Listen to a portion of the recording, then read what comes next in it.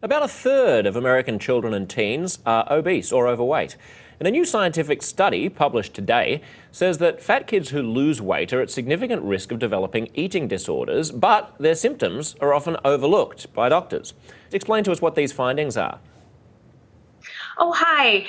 Yeah, it's really interesting. What we did was a case study, just simply describing two teenagers that we saw in our clinic that really represented this phenomenon we're seeing, where essentially, sorry, I'm getting some feedback here. Oh, sorry, I know how annoying that is. Just try to work through it, and we'll try to I minimize it as will. best we can. Thanks.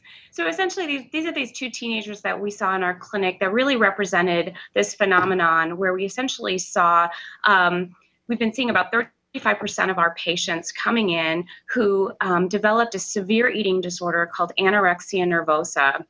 And 35% of these patients started out in the obese to overweight weight range. And these kids are taking a lot longer to be identified by their physicians and their parents. Is that simply because when they come into the doctor, they seem to be within a normal, healthy weight range, even though the way that they got there was through anorexic behaviour from having been overweight? Exactly. So when they come into our clinic, they might be showing all the symptoms of anorexia and also might be very medically compromised. So their hair's falling out. For the girls, they may not be menstruating. They're very fatigued. They're quite depressed and socially withdrawn.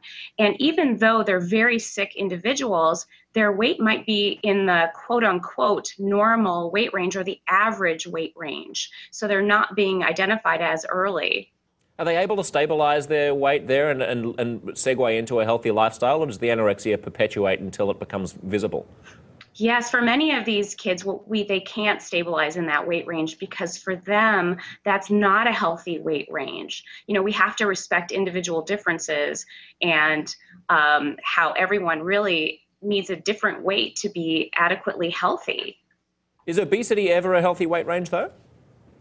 For some individuals, it is actually. You know, genetically, there are people who are supposed to be 6'2", and for some other people with different weights, they're healthy maybe at the 85th percentile. What we really look at is the person's weight history, and is it consistent with their overall growth pattern, or does it really represent a change?